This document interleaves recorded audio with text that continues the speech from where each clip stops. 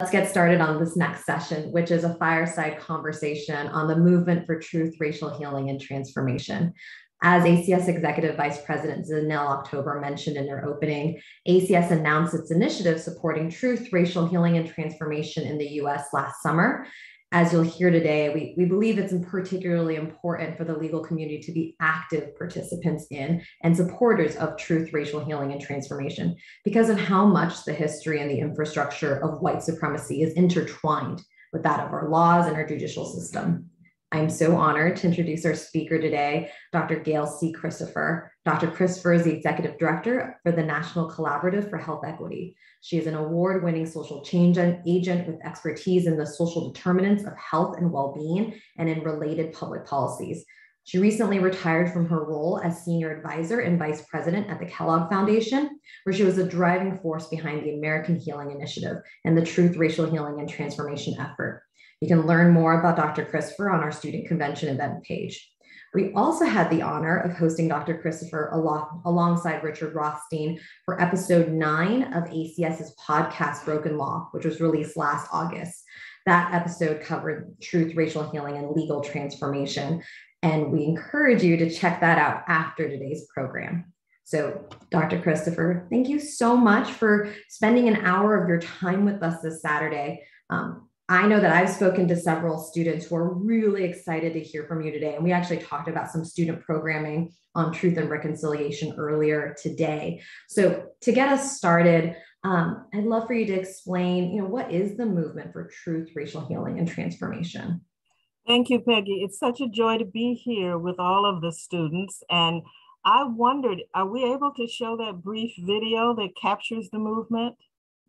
I can, but let me set that up while you okay. intro. All right, very good. Well, truth, racial healing, and transformation is America's version of a truth and reconciliation process.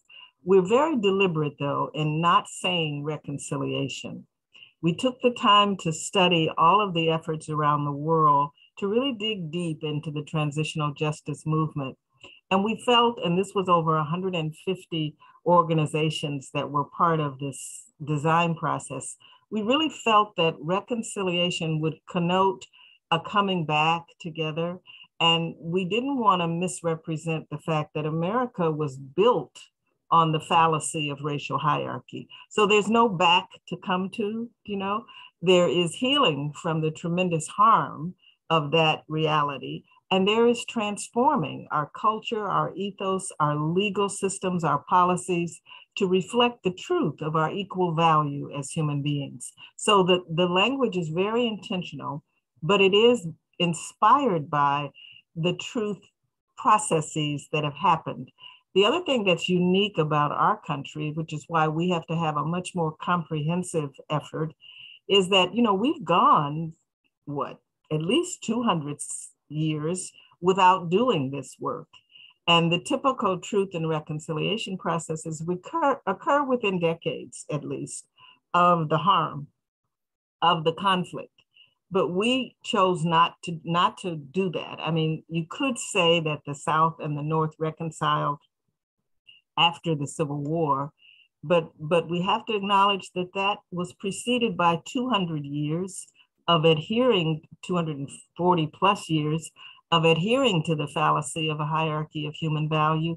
And then it was followed by another 200 years of adhering to that fallacy.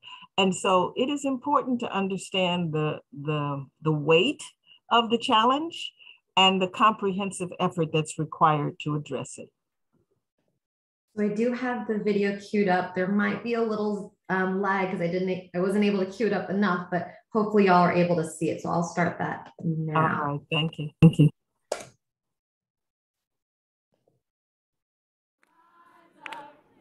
People alive, gotta come together, gotta organize, gotta rise up, keep our people alive. America needs truth. Our people need healing. Our society needs transformation. But how? We've had commissions before, and we still have not learned the lessons of our past.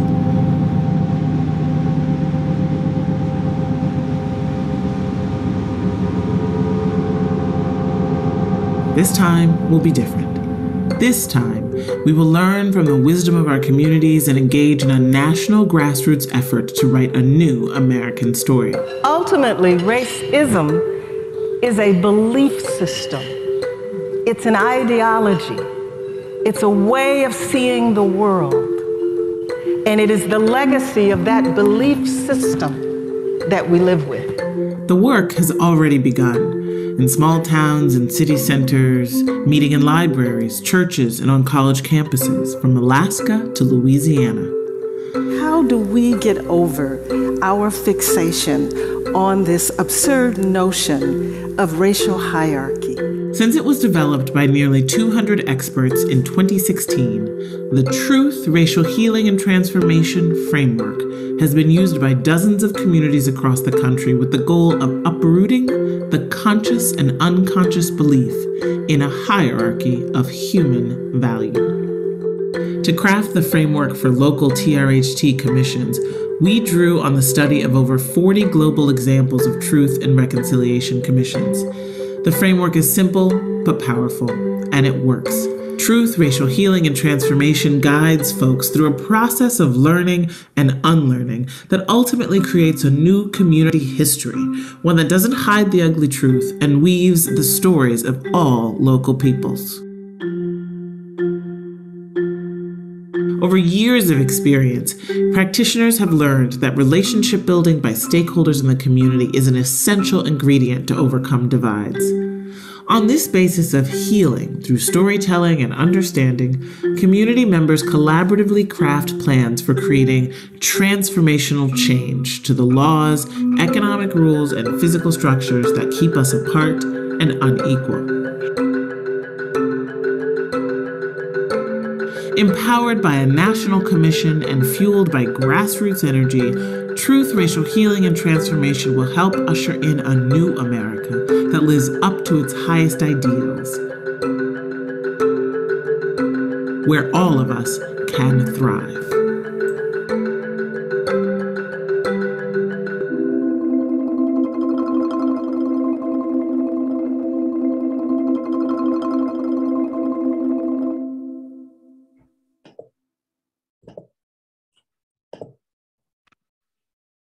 All right, everyone. All right. I hope everyone was able to see that. I will also share the link to that. How do we reach a younger generation? About that. I will share the recording for that link afterwards. Dr. Christopher also shared with us a few resources that my colleagues will drop into the chat box, but we'll also share that in a follow-up email.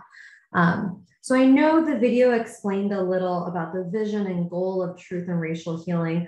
Can you talk a little bit more about that vision and what does it even look like to jettison the belief in a hierarchy of human value? You know, it's a wonderful question, Peggy. It looks like taking on a new belief system.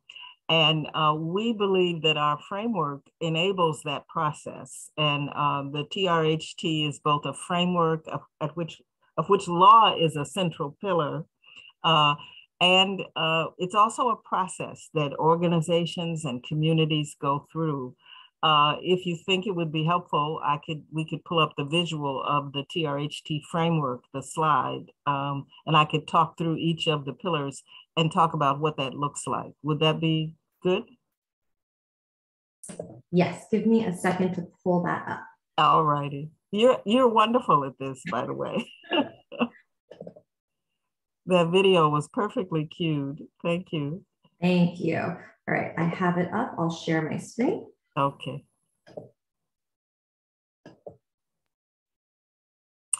Excellent. You know, I've been at this for more decades than I care to count, but you know, there are always these tensions within our movements for social justice. And some people will say, do you do individual work or do you do systemic work? Or do you do relational work or do you do policy work? And what this framework reflects is that we don't have the luxury of that kind of dichotomy. We actually have to do it all. And so that's what the framework enables. The first thing is we have to realize that we have a culture that was incubated, you know, and birthed and raised and developed in racial hierarchy. and our culture is shaped by our narratives, by the stories that we tell. And so the first and perhaps most important way of changing our beliefs is to change our culture and change our narrative about our culture. So the first pillar is narrative change. We know that the way to keep racism embedded is to keep people apart, and not to have authentic relationships that are grounded in authentic selves and authentic stories.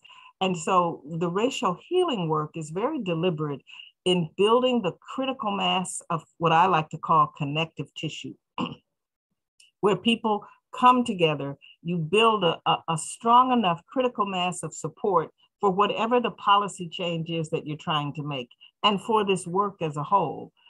So if you're doing the narrative shift and you're building the critical mass through relationships, then you say to yourself, well, if racial hierarchy is such a lie, is such a fallacy, how has it been maintained for all these consecutive centuries?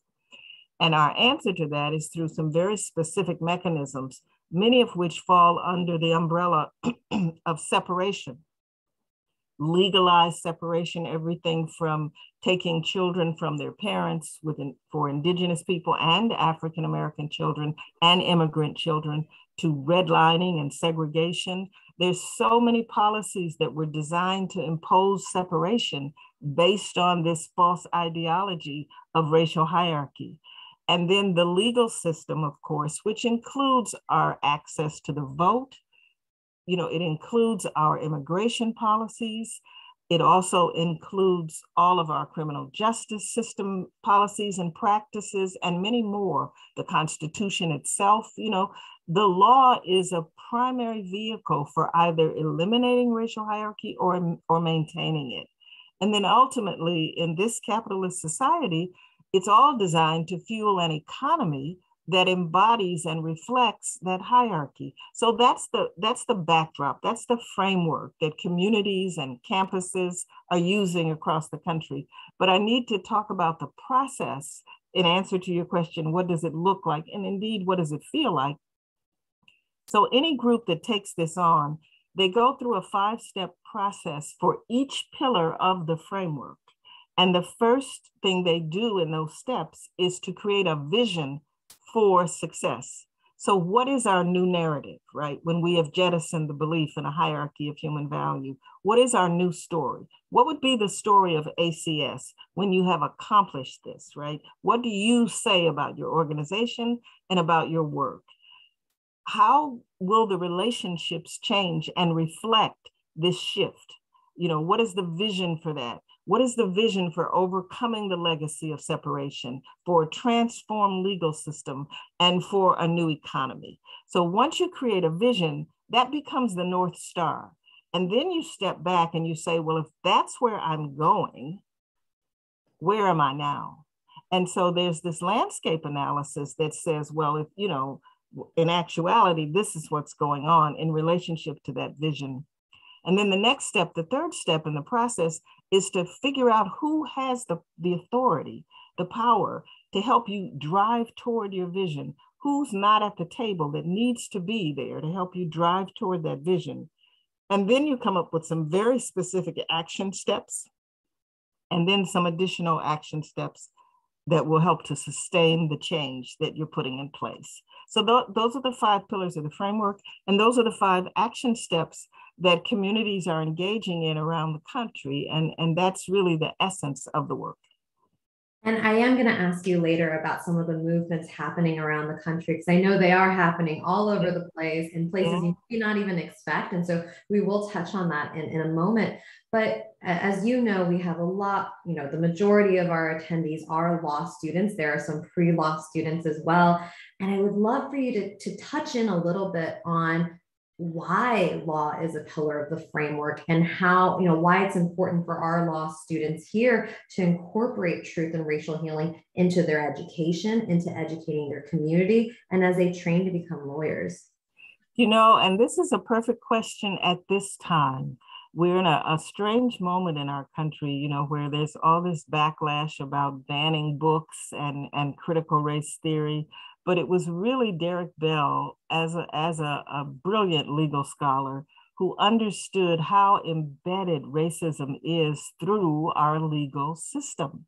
He understood the central role that Supreme Court decisions have maintained throughout our history, both in maintaining racial hierarchy and beginning ultimately through, in response to protest and to litigation, in moving us away from it.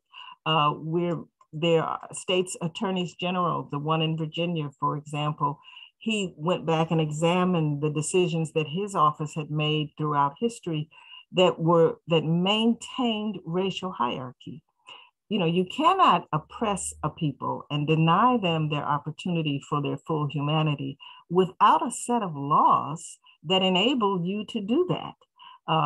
If you ever decide to listen to narratives, authentic narratives from formerly enslaved people, you find that they understood that no matter what they did, they had no voice in the court system. They were not recognized as full human beings in the courts.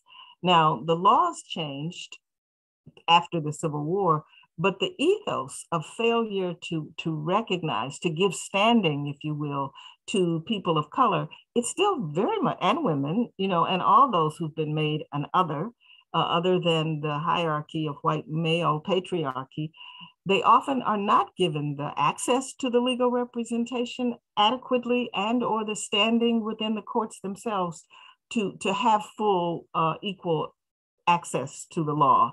So the law is the backbone of a stable government, of a civil society. And so making sure that the law becomes the champion of the healing and the transformation that this country requires, that is our work.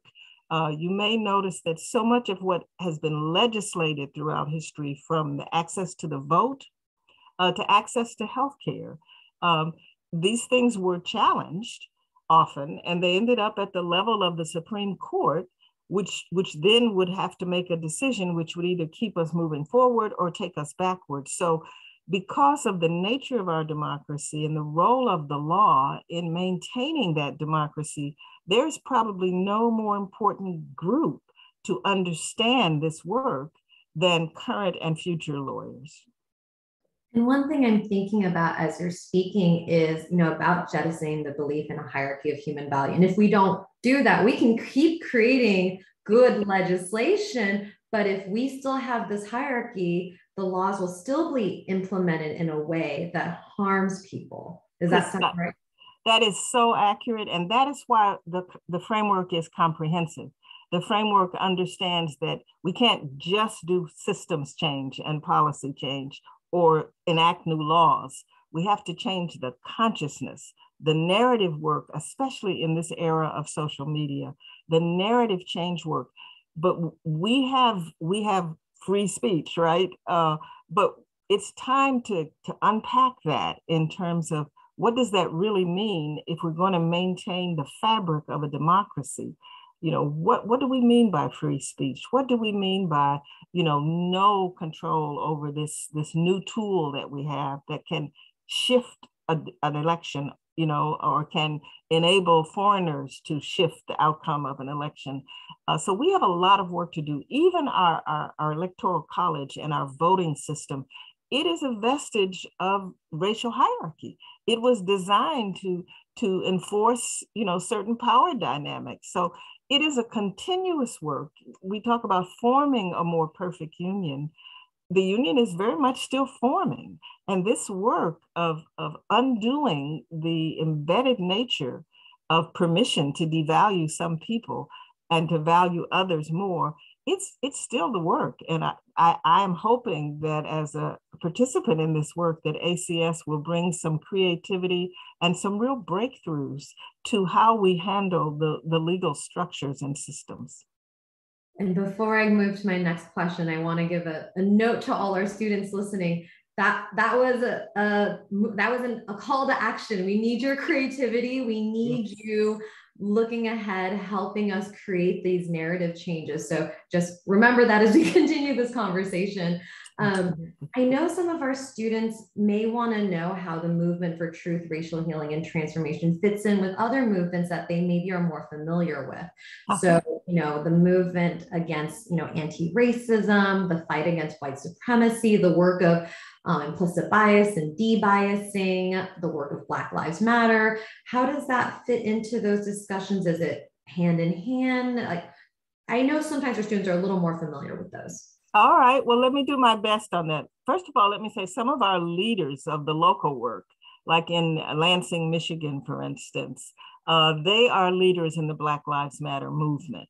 And so there is a synergy there, and there's a real understanding of the importance of healing, not just healing to broaden our coalition and increase our allies, but healing of the leaders who are on the front lines doing the work, respecting and supporting them. So the Black Lives Matter movement is quite synergistic. And as I said, those chapters are involved all around the country. In terms of the anti-racism work, it is certainly, if we're going to eliminate racism, one could say that this is another way of saying that. If we're going to eliminate the belief, the permission even to believe in racial hierarchy, we are in fact eliminating racism. So one could view that as anti-racism work. I am a stickler about languaging and about the power of language to influence our thoughts and our emotions. And I've learned over these many, many decades that when we say anti, the subconscious doesn't hear the modifier. So the anti-racism work, when it's framed that way, is actually helping to bring racism more to the surface, in the sense that when we focus on what we're against rather than what we're for, it doesn't get us to where we want to go. And so I love Ibram Kendi and his work and his book, particularly the first book that he wrote. But I want people to understand that if we're going to come together and make progress, we really have to be driven by a vision of what we're striving for, as much as what we're against, or more than what we are against.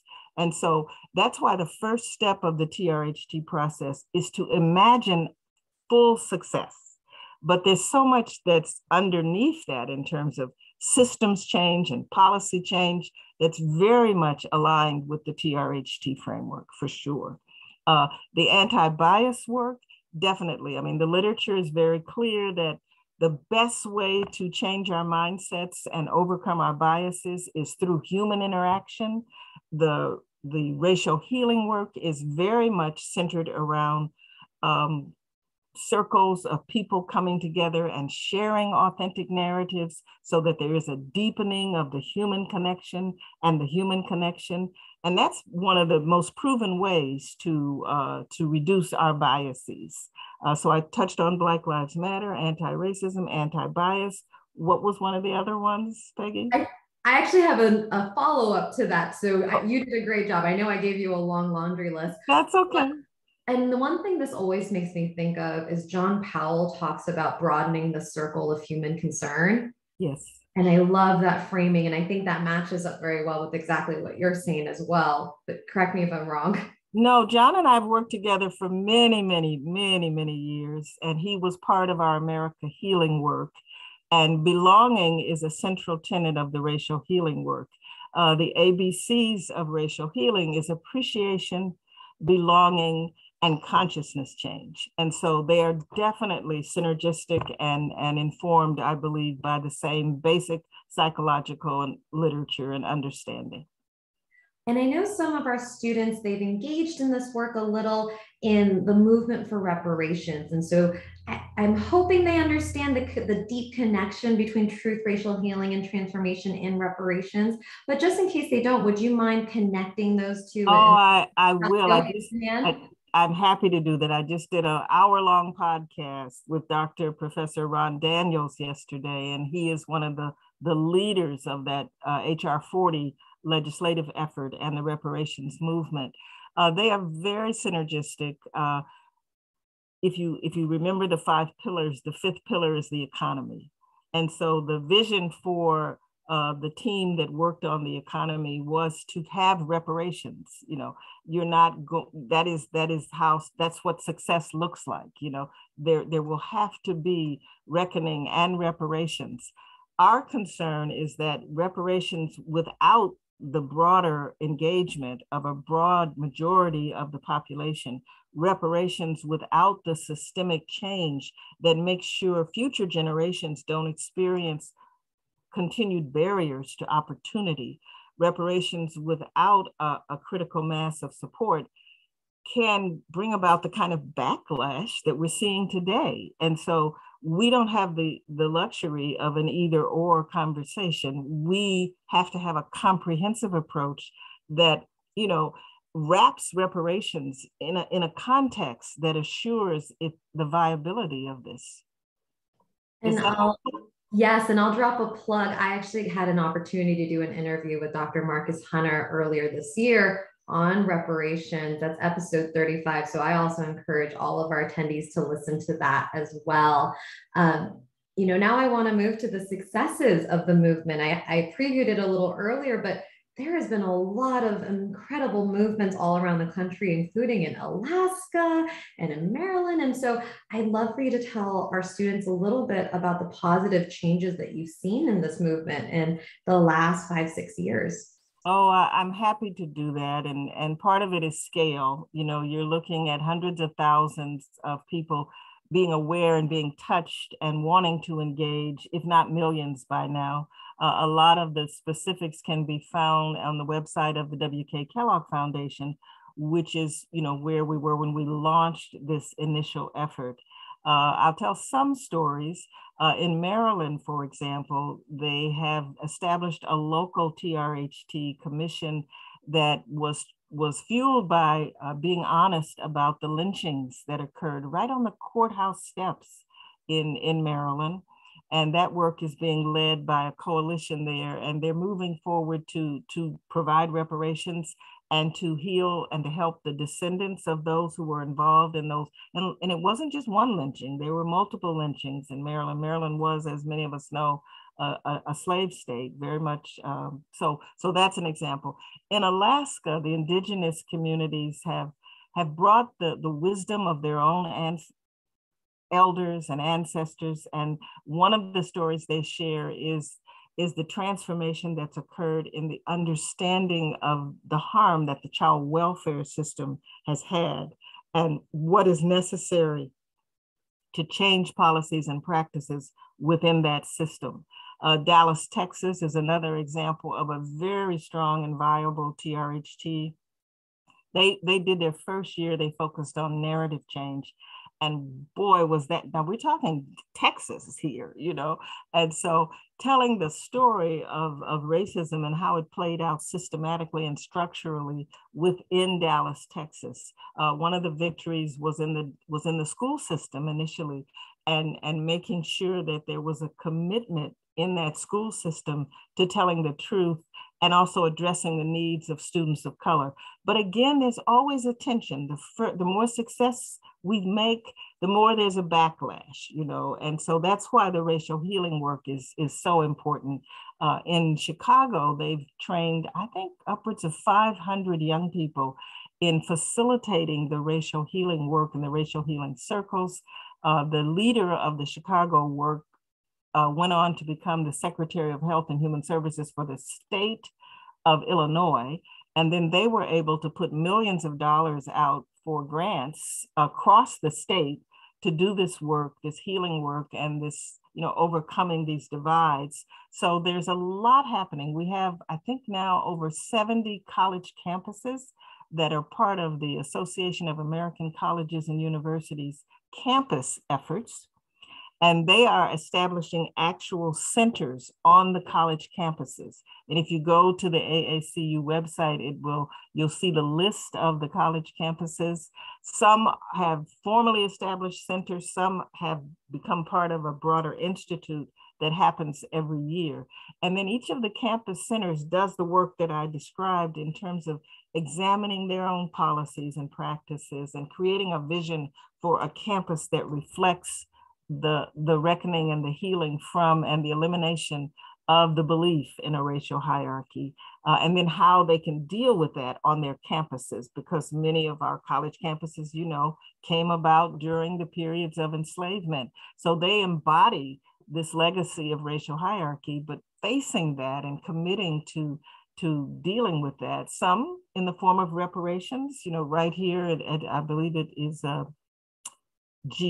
Georgetown, I think, or GW, there's a local effort that, because the university was built on revenue from having the Jesuits actually sold enslaved people to get the money to build the university. And so they've actually gotten a $25 million settlement to help repair, to do reparations for that work. So there's tremendous work going on around the country.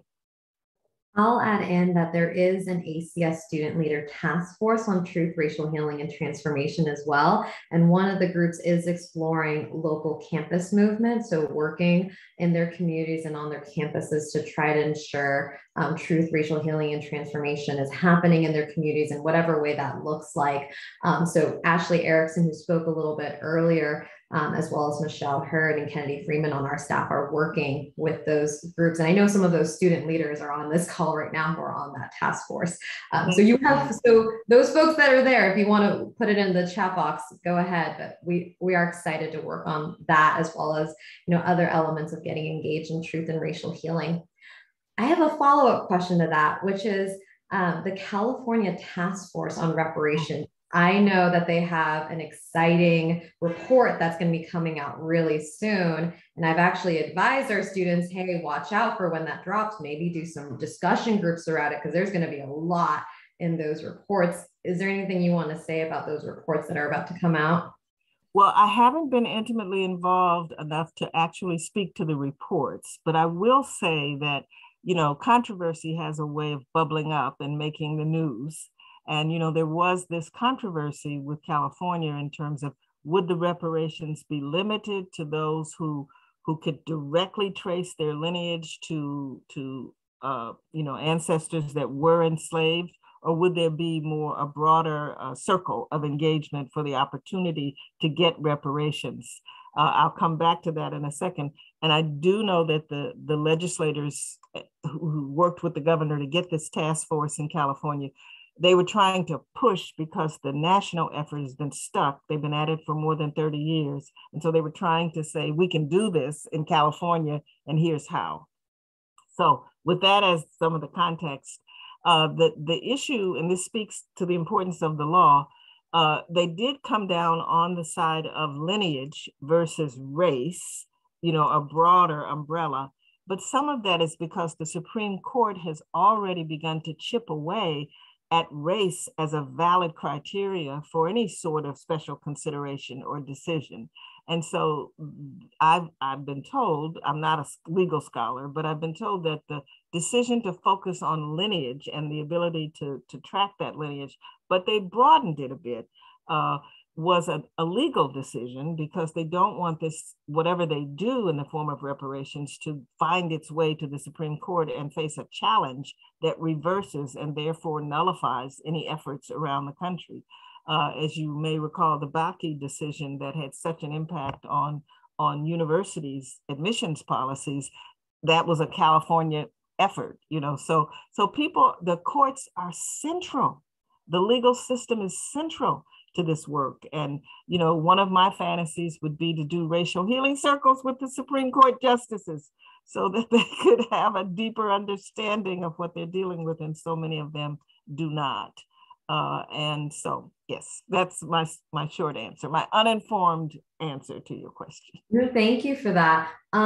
Before we go to Q&A, I'm sure some of our students might have questions about HCon Res 19 and SCon Res 6.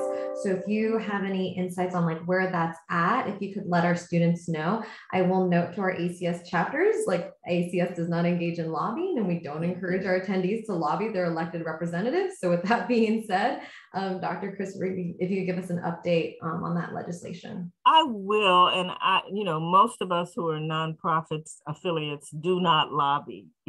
but we are able to educate. So we'll put this conversation under the rubric of education. The Congresswoman Barbara Lee, brilliant leader, put forth a resolution, that is H-Con-Res 19, that we should have a National Truth, Racial Healing, and Transformation Commission. And we have over 174 co-sponsors for that, and we're not sure what will happen with that in terms of this legislative cycle. But we continue and we're committed. And as I mentioned, HR 40, and that 40 was maintained over the years because it's symbolic of that initial reparations by General Sherman, 40 acres and a mule. Our resolution for TRHT, the number may change from year to year. Last year it was 100, this year it was 19, but they managed to hold on to the 40 for HR 40 because of the symbolism of that. They have now 218 co-sponsors, and they actually have enough for it to go to the floor, but they know it won't go anywhere in the Senate. And so when I had the conversation yesterday with Professor Daniels, he said they are hoping that there might be some sort of executive action on HR 40 because they have enough of a critical mass of co-sponsorship and support. So we don't know. You could say this administration's plate is pretty full. And so we don't know what will come of it, but we'll keep trying, we'll keep working. From the resolution, and the resolution, when it was introduced by Congresswoman Lee into the House, it was also introduced by Senator Cory Booker in the Senate. And he also is a sponsor of the HR 40 in the Senate. And so, you know, sometimes it takes a long time. And every time we go after the co-sponsors, we're educating the Congress about the importance of this work. And so that's about as thorough an update as I can give you. That's excellent. So I now want to open for Q&A. I'm sorry, could I, just 1 second. We have over 300 organizations that are national in scope that represent literally tens of millions of people who have signed on, ACS being one of them, to call for this national effort. So in addition to the co-sponsors within the legislature, we also have organizations, and we have a coalition that continues to expand. And we have monthly calls where you can come on the call and listen to the regular updates about the work. So with that, I want to open up for Q&A. Students, I know y'all are doing great work in your communities. This is your chance to chat with Dr. Christopher. Feel free to raise your hand and I'll call on you for your question.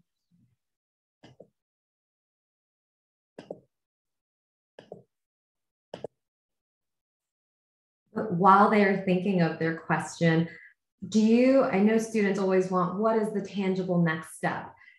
Would you be able to give our students like 2 or 3 things to walk away with today that they should start working on? You know, I know your students are all over the country, you know, so I think the first step would be to find out if there is TRHT activity going on in the area or region where you live and study. And based on that, to affiliate in some way and offer your services and your insight and your support. So I think that would be the very first step that we need to take.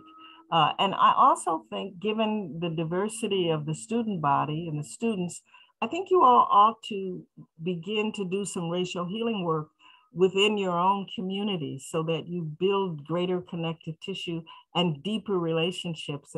And you know, we need the authentic stories of others. We need to know the experiences of Asian Americans and African Americans and Indigenous people and immigrants.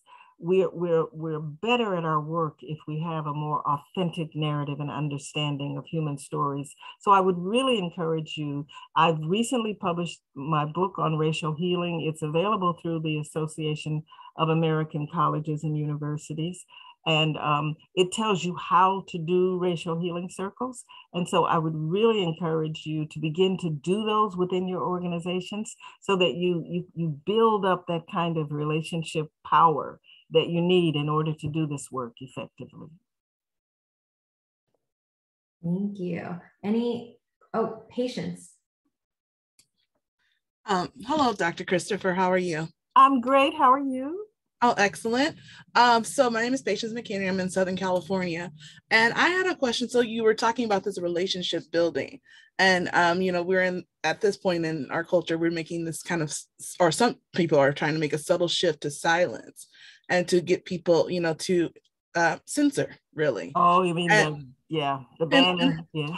The list goes on. Yes. Yes. So how do we, like you're saying, building these relationships, how do we start that quote unquote difficult conversation? Or how do we, start that bridge without losing, I don't want to say losing ground, but, losing your viewpoint, or, without sacrificing your point of view? Well, I honestly think, and again, I never plug my own stuff, but I really encourage you all to read the book. You want to bring people together, diverse people in terms of political opinion, about race, gender. You want to bring people together in these circles only for the purpose of sharing authentic stories with one another that deepen and open our eyes to understanding. It's not a conversation about race. It's not a conversation about issues. Initially, these are engagements that focus on our humanity, that focus on and enable an expanding of our circles of engagement. It's hard for me to express it. You almost have to experience it, but there's something that happens when you sit in a room and you hear the authentic story of 19 or 20 people who are all responding to the same prompt, right? So that the commonality is embedded in the experience, and yet the authenticity and the diversity comes through the sharing. There's a network of facilitators that have been trained in how to do these circles. I do trainings here. I do them virtually. We've got one coming up June 17th and 18th, I believe. But I really encourage some of that genuine work that is grounded in enhancing our understanding of our interconnection and our common humanity. That work precedes the more difficult work, of addressing certain issues or challenges. Once you've connected to another human being, and we've heightened our own sense and capacity for empathy and compassion, it shifts the nature of the interaction. And again, that's why racial healing and relationship building is at the center of the TRHT framework.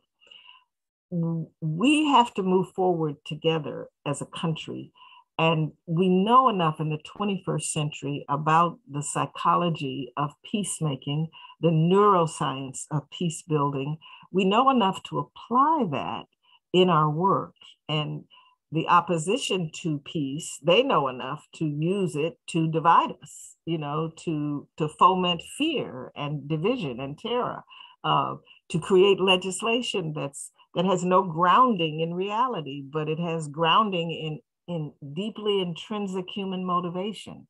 A parent's motivation to protect a child is one of the most enduring motivations we have. So yeah, let's create a scare, and let's drive a discussion that is not grounded in anything that's real in terms of what's happening in classrooms.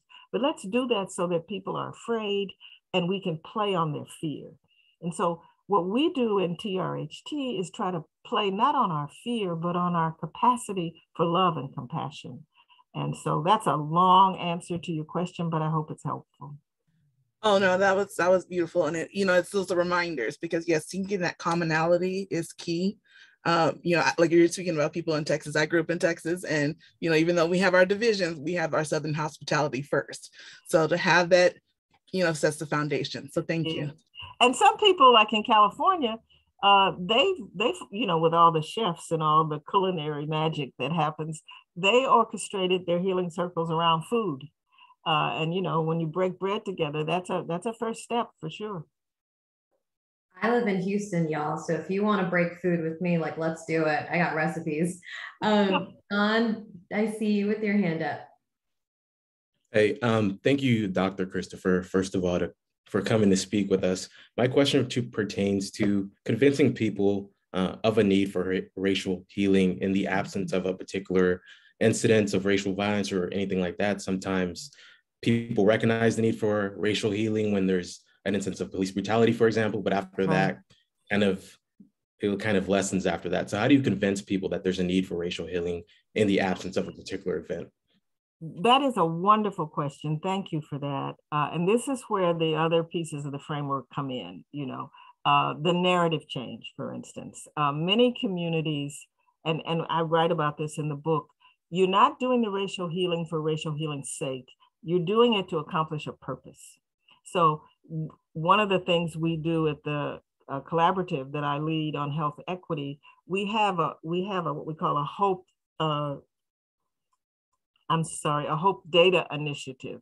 And so sometimes data can be used to create an awareness, a narrative of the need for change.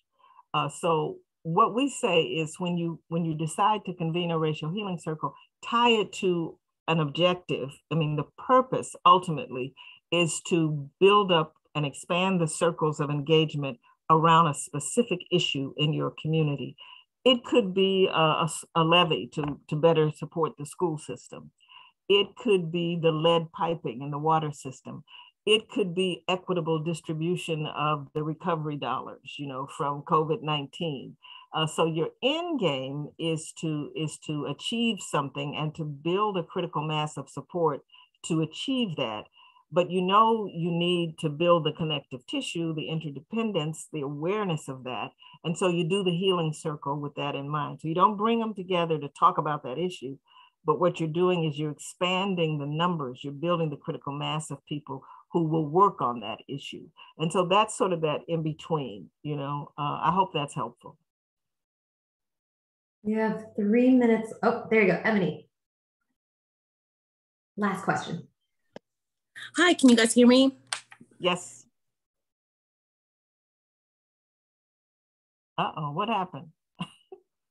We did, and not anymore.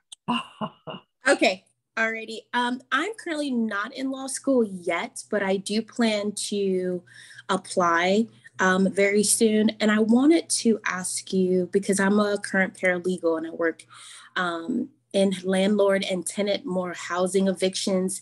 My city is actually #1 in the country for homelessness. I live in South Carolina, and I'm the only Black person in my staff.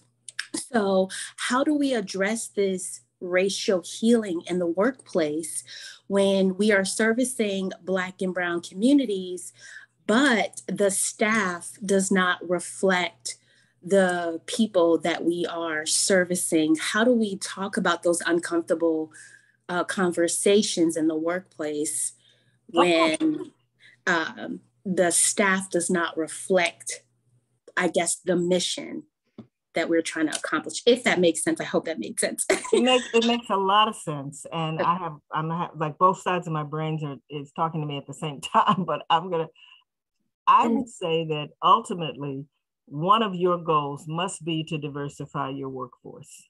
And so that might be the basis of holding the racial healing circles, to begin to establish enough authenticity within the diversity that exists within your current workforce. Because even though they might all have the same pigmentation other than you, there's a lot of diversity in there, right? But you don't know it because you haven't had the luxury of sharing the stories. So I would encourage you to and if you reach out to me, through Peggy, we can try to connect you with some facilitators who can help. But what you need to do is begin to build a deeper, more authentic narrative within the current situation. And if you do that work I described at the beginning in terms of a vision for truth, racial healing, and transformation, look at the disparity itself should be justification for, we need to take another approach to this. We do need some truth and some racial healing. And you create a vision, and part of that vision should be a more authentically reflective representational workforce that's working with this community. And maybe there's a way to use some of the formerly homeless people in a different role to be part of that. you know. But I think what you want to do is call people in, not call them out about this.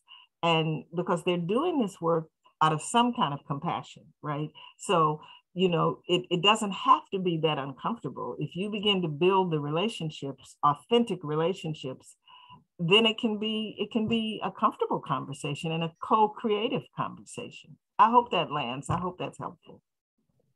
Yes, it was very helpful. It's just hard for me, I guess, to believe how authentic they are or intentional they are about the mission when the staff does not reflect the people that they are servicing. And there's more than enough qualified attorneys, paralegals who are of color, who can help forward the mission and help the people.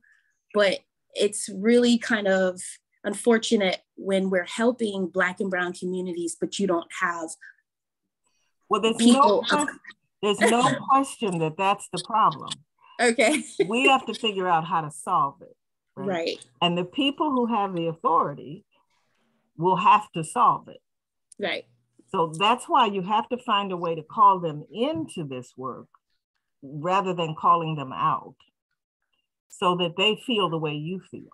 Do you know what I mean? So, and that's what we mean by the healing work.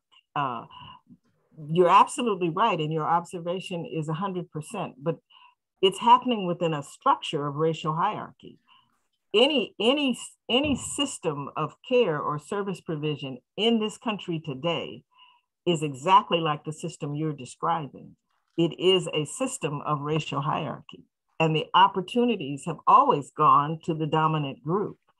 So we have to bring that dominant group in. I mean, that's how we ended slavery. Do you know what I mean? The abolitionists first, you know, built up a critical mass of political will. So I understand the anger and the frustration and really frustration and anger, but we got to do this together in order to bring about the change. I hope that helps. Thank you so much.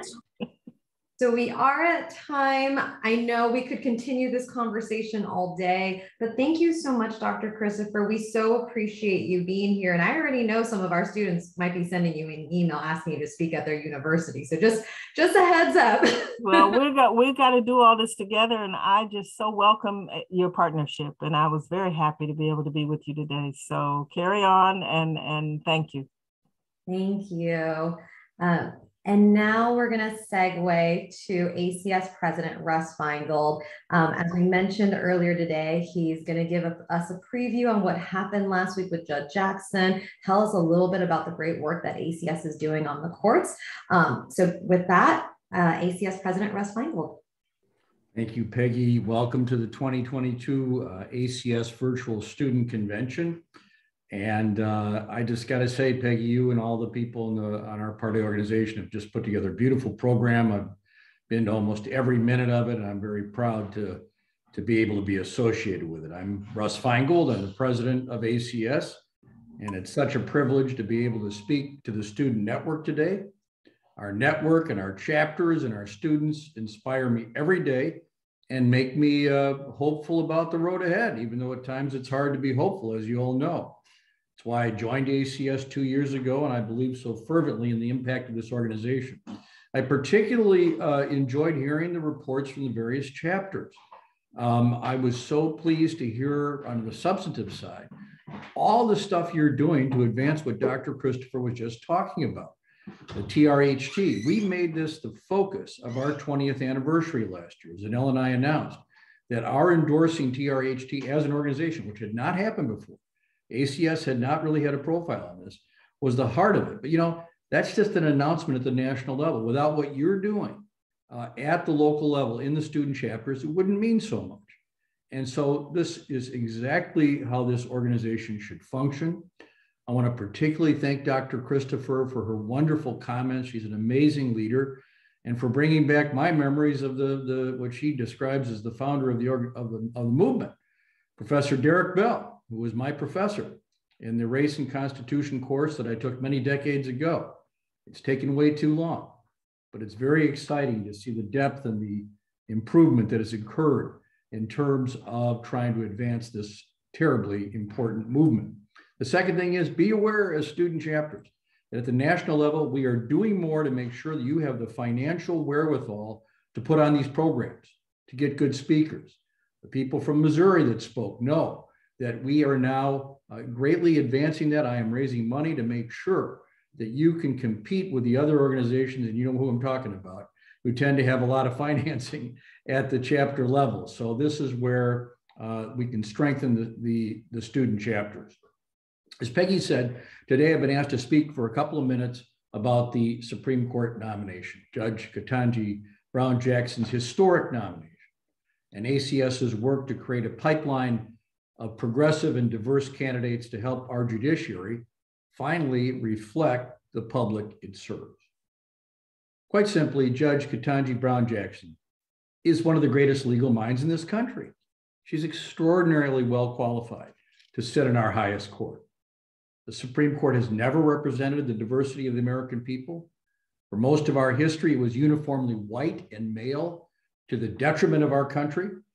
There have been 115 Supreme Court justices and only 7 justices, 7, in the court's 232-year history have not been white men. Judge Jackson will be the 8th in that category. Justices inevitably bring their job and life experience, and in order for the court to truly understand and address the needs of the American people, it's vital that the court have its members reflect the diversity of the American public and a variety of lived experiences. Judge Jackson, when she assumed justice, will bring a perspective that has never been included in Supreme Court deliberations. In addition to being the first Black woman to be nominated and confirmed to the Supreme Court, she will bring professional diversity to the court with her extensive and laudable career in public service, including her years as a public defender, and as we heard during the hearings, of course, her role on the U.S. Sentencing Commission. Her experience and perspective will help the court better understand the law's effects on people's rights and lives.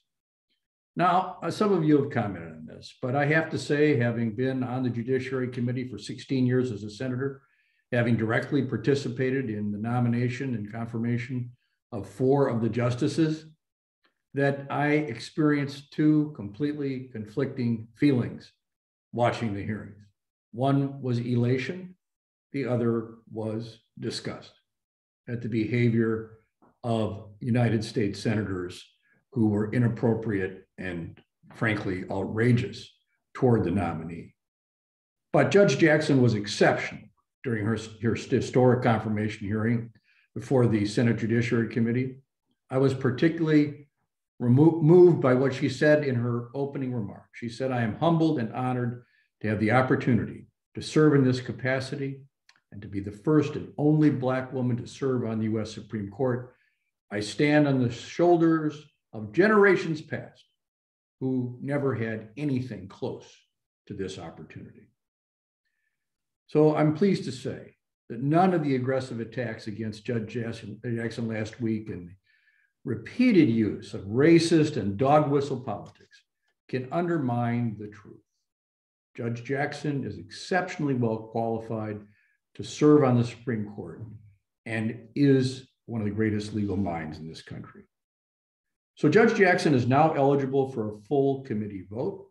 It's likely that that vote, the operative markup for Judge Jackson, will be this Monday, April 4th, followed by a full Senate vote before the Senate goes on recess, we think a week from yesterday, on April 8th, Friday. That means she'll be going to the Supreme Court. ACS celebrates Judge Jackson and thanks her for blazing this trail for many more to follow. As chapter leaders and ACS members, we encourage you to check out ACS's resources, statements, and programs on SCOTUS confirmation process. And speak out. Using your voice, especially in your local papers and school papers, can make a difference. If you need help, talk with any of the ACS staffers that you've seen on the screen who are truly wonderful about providing that help. A word or two about the other crucial judicial nominations. One of our core tenets, as Zinelle said at the outset, as an organization, is that courts matter. We know who sits on our courts matter. whether it's the Supreme Court or our lower federal courts. Right now, our federal courts are still overwhelmingly white and overwhelmingly male. ACS is actually on the front lines of changing this with our Path to the Bench project, which is empowered by our 55 working groups all across the country. We have built a national pipeline of diverse, progressive candidates for the federal bench. Our working groups have successfully and continue to actively work to identify and recruit diverse, qualified candidates for the federal bench in their states and local communities. And then we refer these candidates to the White House and to senators. We are prioritizing racial, ethnic, gender, LGBTQ+, and professional diversity with the goal of finally achieving a judiciary that reflects the public it serves. We are one of the only groups delivering names from a nationwide grassroots effort and are confident that our diverse progressive judicial candidates are being well received by the White House and senators. In fact, somebody told us the other day from the White House counsel's office that what we provided them with your help is, quote, ridiculously helpful, unquote, which I thought was a pretty good compliment. I'm so proud of our network, of our pipeline, and of the results we've already seen. It's really incredible. But since Inauguration Day, a year and a quarter ago, the Biden-Harris administration and the Senate have confirmed 56 Article 3 judges, lifetime terms. This is nearly double the rate of the previous administration. Just as importantly, this administration has also shown an unparalleled commitment to nominating diverse candidates. So far, these 56 confirmed judges under this administration have been majority women and majority people of color. We're also seeing great professional diversity. So I can tell you for sure, our work is proving to be instrumental to diversifying our courts. And this is a credit to our members and our network. We also hope you join us in meeting this mission and you start thinking about whether you too would like to be a judge one day. We believe so many of you would serve brilliantly in that capacity. Thanks, Peggy. Thank you so much, Russ. Like Russ said, if any of y'all are interested in our work on the Supreme Court, our work on the Path to the Bench project, please do let us know. We're happy to engage you and get you involved in those discussions.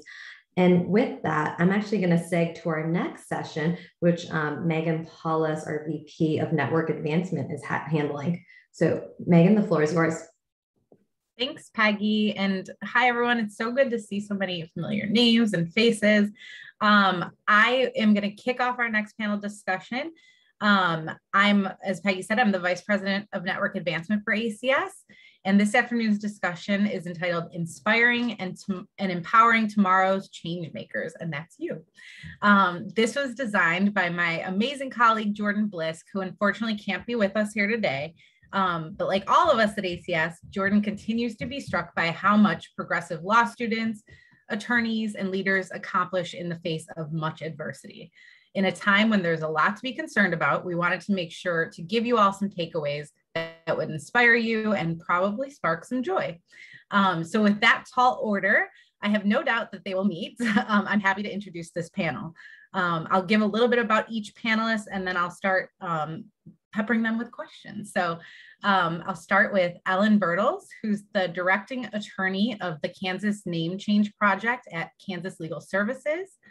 The project provides free legal services to low and moderate income transgender Kansans with an emphasis on name changes and ID corrections. Ellen is also a former ACS student chapter leader. Next, Maha Kamal is the founder of the Colorado Family Law Project, which she founded in 2016. She's one of the few family law attorneys in the Denver area who provides sliding scale and unbundled legal services to clients in divorce, custody, and mediation. And then last, Justice Ann McCaig, who has served on the Minnesota Supreme Court since 2016. She was the first female Native American to serve on any state Supreme Court in our country. She's a descendant of the White Earth Nation, and she grew up on the Leech Lake Reservation. Before becoming a Minnesota Supreme Court Justice, she served as Assistant Hennepin County Attorney for 16 years and then as a district court judge in Hennepin County. She's very generous with her time. You may have seen her on other ACS panels. She serves on many boards, and she's also the proud mother of 5, which those of you earlier may have seen my kids running around the Zoom screen. And so 5 is incredibly impressive. I'm going to start with a question, and Justice McKay, I'll direct this one to you first, if you don't mind. What inspired you to become a lawyer? You know, that's probably the question that I get the most. And I can't even say that I have a great answer because I don't really remember. I was thinking, like, was it TV? And then I think, okay, we had 2 channels. One was a public channel. The other one, I think, had Hee Haw.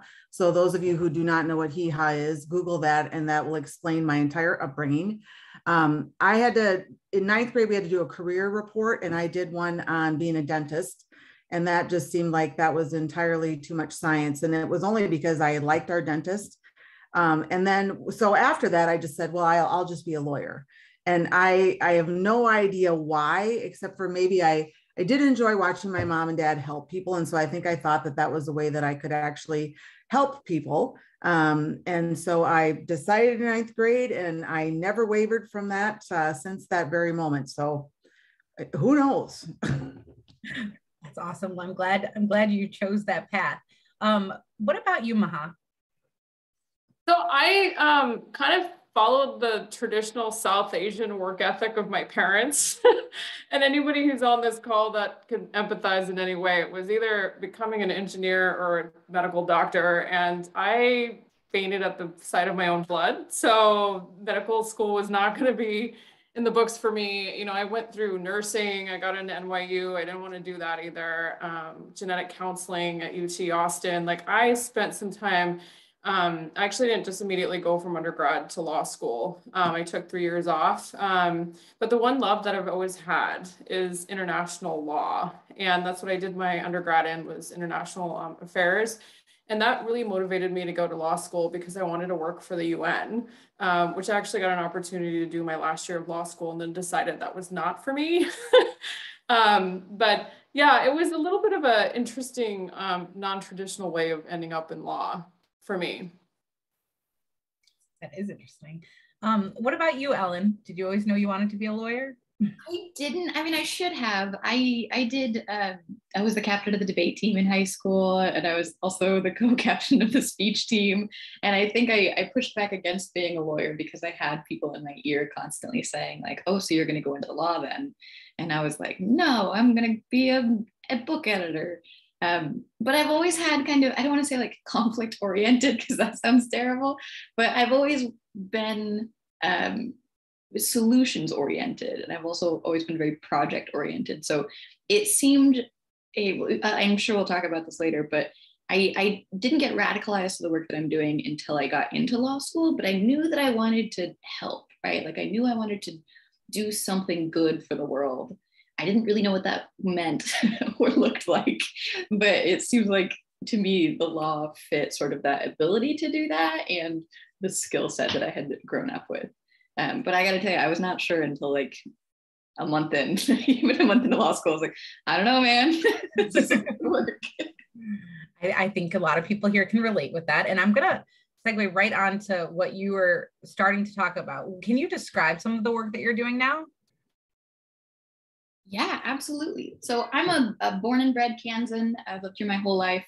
And my current job is through a Skadden Fellowship, and I provide civil legal services to LGBTQ Kansans with a focus on name changes and ID corrections. That's kind of my specialty for trans folks in Kansas. So that's, to me, it's direct representation. It is also a lot of community education and resource creation, because the snag of IDs and of trying to bring your legal existence into alignment with who you truly are and who you hold yourself out to be is that it is like going to the DMV for 6 months straight. That's how it feels for my clients. So to be able to kind of create resources for folks to commit to parts of that process themselves is really important. And, you know, in the season of bills that attack trans folks and that you know are trying to unwind some of the access they've gotten to legal IDs, and they're trying to unwind some of the progress the last few years. I can't do lobbying, I'm LSC funded, but we do a lot of community support and community organizing around LGBTQ justice in Kansas as well.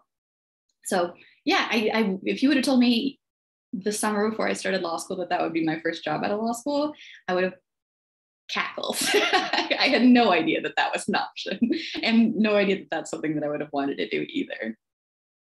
That's awesome. Maha, do you mind sharing some of the work that you do? Because I think it also provides an interesting perspective for folks who aren't sure whether they want to work in a firm or go to nonprofit, and maybe there's another way. Yeah, so I started off, well, I thought I was going into law for international criminal law, and I did work at the Special Tribunal for Lebanon in the Office of the Prosecutor in my last year of law school.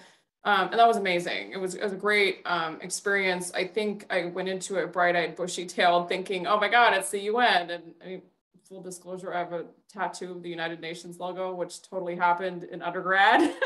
So I was like gung-ho on this. But, you know, I got back to what I got advice when I was in The Hague. They said, we don't train lawyers here. You have to go back to your home jurisdiction and you have to get your experience there. And so I came back to the United States after a year of being abroad, and then I had to sit for the bar, which I failed the first time. And I do talk openly about that because I don't think that should ever be a stumbling block and prevent you from practicing law. I'm not a huge fan of standardized tests. And so I talk about that a lot here. I like to speak to young lawyers or law students in Colorado, especially about those kinds of things. But I came back and the only firm that was hiring was family law. And so then I started this crazy, unexpected journey into divorce and custody, which if you are going to law school for family law, that's amazing, but most people don't. That's something that they just end up doing as domestic relations. And I kind of ran with it. So, you know, I worked in firms. That was not my thing. I've always kind of been on my own, a go-getter. So I founded my own law firm with a focus on sliding scale services. So we have Colorado Legal Services here in Denver and Colorado that offer domestic, one of many services is for domestic relations, family law, but they can't take everybody that comes through their doors, right? And a lot of them won't qualify because they're not meeting the indigency standards. So I kind of wanted to do something to help with that. And so I do sliding scale services. I also do unbundled services, which, you know, in that case, you act as a consultant for the client. You can do, you know, very limited scope just to help them along. And over the years, this has turned into something that I totally didn't expect, one of which now I co-chair a Supreme Court committee here in Colorado for paraprofessionals in legal services. And so the Colorado Supreme Court recently approved a program last year through the committee that I co-chair with Judge Arkin. She's a retired judge here in Denver. We are actually going to be offering limited licensure to paraprofessionals, not just paralegals, in the area of family law to help us out, because we have about 80% of litigants going through the family law courts that don't seek representation or can't afford it. So I never expected to do that kind of work. I am very thrilled to be able to kind of end up where I did, and I just kind of let the universe take me as it did. And I really enjoy the work that I do. A lot with the Supreme Court here, a lot with the Colorado Bar Association. I sit on the legislative policy committee for the Bar Association. So I do, you know, going through all of the sections, hearing their arguments about whether we should support different laws in the state legislature. So yeah, I'm a little bit of a mishmash, but I've worked with it. I've just kind of gone wherever law takes me. That's awesome. And the UN tattoo is one of the coolest things. I know. That's my, you know, when you fill out those forms where it says, what's the weirdest fact about you? That's what I put down. That's great. Justice McCaig, I've heard you say before, I believe, that you never thought about being a judge. Can you share a little bit about your path? And I do want to make sure our students start thinking about themselves as judges too. Yeah, well, first of all, the UN tattoo is amazing. And I was thinking, I have a group of 5 women that I travel with, and we keep saying we're going to get we call ourselves the posse, and we're going to get a tattoo. And my mom, who's 82, freaks out about it still, which is like, really, Mom, calm down. I'm 55, for God's sake. So you're inspiring, Maha. I'm going to go get the tattoo.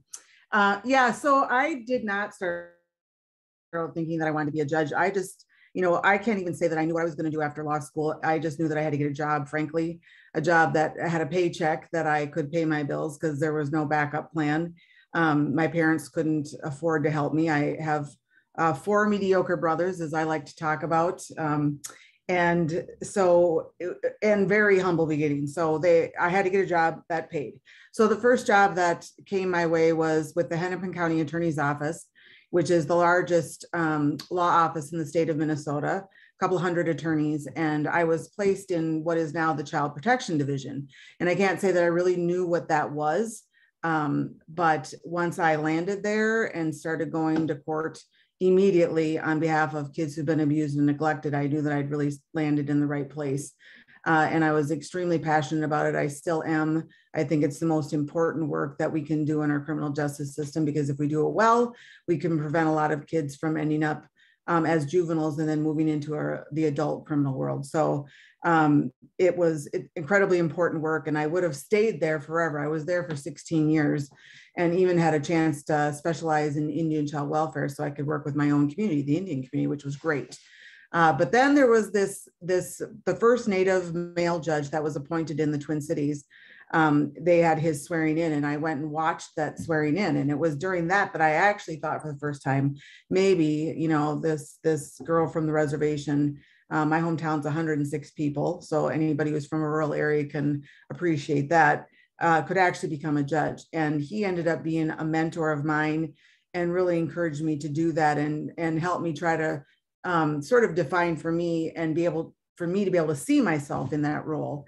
And so then I became a district court judge after 16 years doing the litigation work, and really liked that. Although I will say there's always that period of being in the ditch where you feel like it's something new. I don't belong here. I feel really out of place. It was a mistake, buyer's remorse immediately. But so I did that for almost 9 years. And then he came back to me and said there was an opening on the Minnesota Supreme Court. And I thought he was telling me that he was going to apply.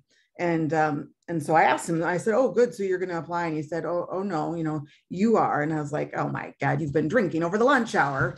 It's like, this is not a good idea. I mean, I barely am qualified to be on the district court, let alone put me on the Supreme Court. I mean, I like to play jokes. I like to have a good time.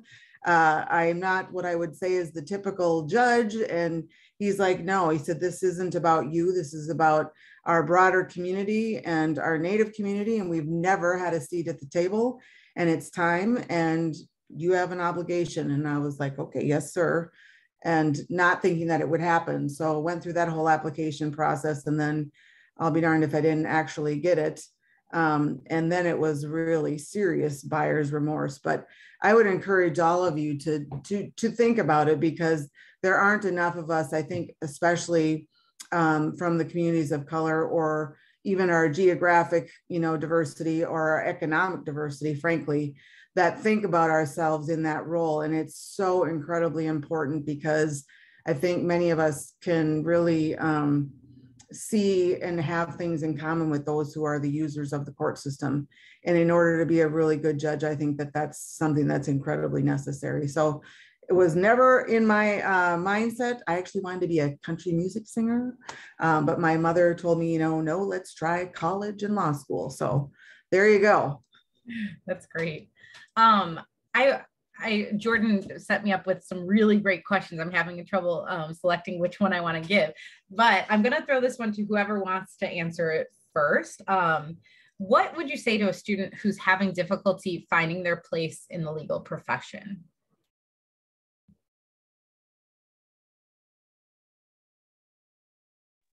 Like within law school or right out of it? Within law school is our audience here today, but if you have any experience like right after law school to share, I would say go for that too. I mean, I think, and I speak openly about this too, I don't think I ever fit in law school. The first day it's with the lockers, and it had this weird Mean Girls vibe, and everyone's in sections, and it was like kind of traumatizing, to be quite honest. And I kind of ended up with all the misfits. One of my friends, Cassandra, had pink hair, and I loved it. And everyone was, scolding her all the time about how that was unprofessional, and she would have to get a wig. And now she's one of the biggest privacy, internet crime attorneys like in Denver. And I'm really proud of her for that, for sticking to it. But I never quite found my place because I was so excited about international law. And I just got in Constitution law. I just wanted to talk all about anything that had to do with the Constitution. And, at the time Obama was president, and Libya was going on, and I wanted to know everything about it. And so, a lot of times there's a lot of insecurity that's happening in law school. There's this fear of, oh my God, am I going to place with a firm or not? And people just, the worst parts of them come out. And it was really kind of a bullying situation for me. I had some great mentors, the associate dean of University of Denver, where I went to law school, just kind of took me under his wing. When I got the gig in the UN, everybody on the International Law and Policy Journal were just awful to me about it because they wanted it, right? And then I got it and it was really bad. Like, I just kind of got flashbacks to high school, to be quite honest, and I thought high school was better. So, you have this pressure, not only of, oh my God, if I don't make it to a law firm, if I don't pass the bar, then I'm going to be a nobody. And this was like a complete waste of time. And there's these mounting, student loan debts and all that. And I wish I could just tell myself during that time period that would never happen.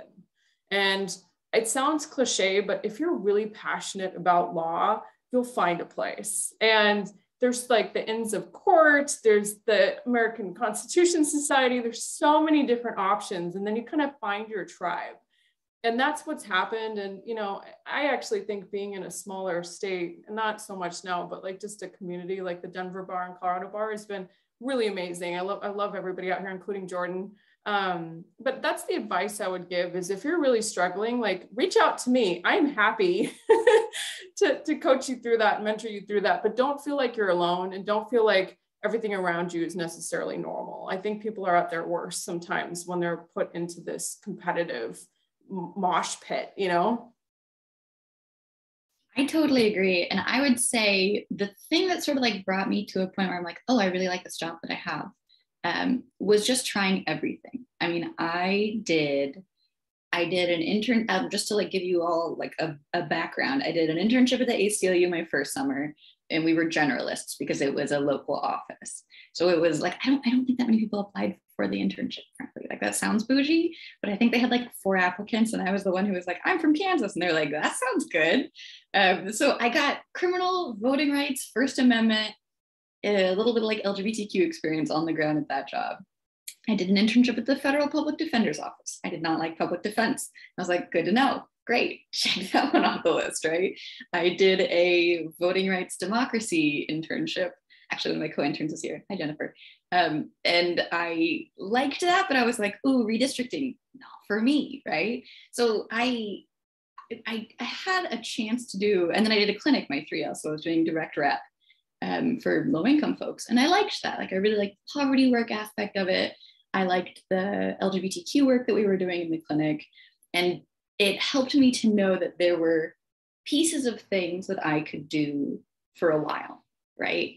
I don't know that I'll ever be the type of person to have the same job forever, but I also got to learn that over my law school career and know that I like to be a generalist. I like to have a diversity of experiences and to have the flexibility to follow like weird little trails down.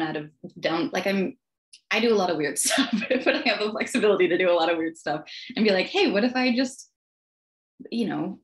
appeal this case about poverty affidavits and start doing some poverty law work on the side.